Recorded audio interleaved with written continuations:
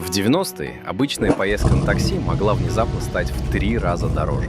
И пассажир часто даже не понимал, почему. После распада СССР контроль почти исчез, и многие таксисты начали использовать хитрые способы увеличить цену поездки. Самый простой трюк – переключить счетчик в режим ожидания.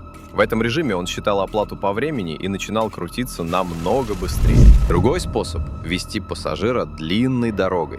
Особенно часто так делали с приезжими, которые плохо знали город. Иногда после поездки водитель просто говорил: «Счетчик сломан, давай договоримся».